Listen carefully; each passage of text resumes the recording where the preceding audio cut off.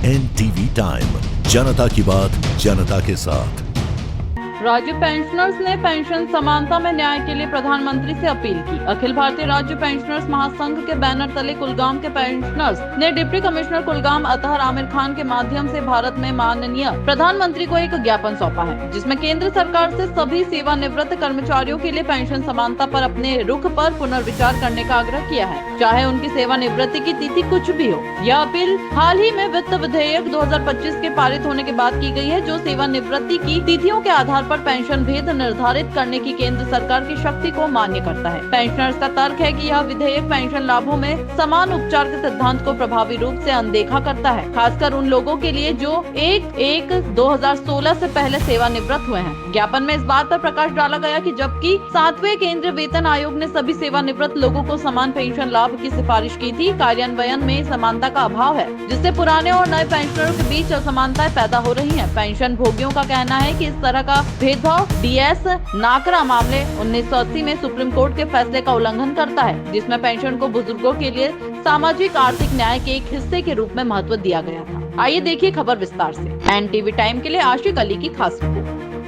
के मकसद ये है कि हम यहाँ एक पीसफुल मेमोरेंडम पेश करेंगे अपने वर्दी डिप्टी कमिश्नर साहब को, इस बारे में कि हमने सुना है कि कुछ रिमोर्स है कि जो पेंशनर्स है उनको कोई मुराद नहीं दी जाएंगे as per the 8th commission rules.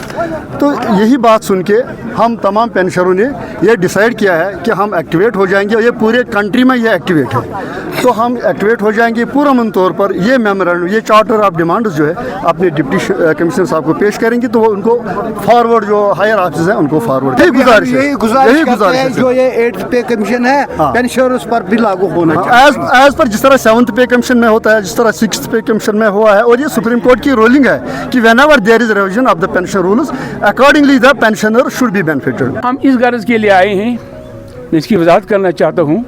The central government of India passes a legislation on 25th of March regarding pensioners, wherein CCS rule, pension rules, already prepared in 1972, have been modified, altered through the legislation, which is very painful for the pensioners of the country.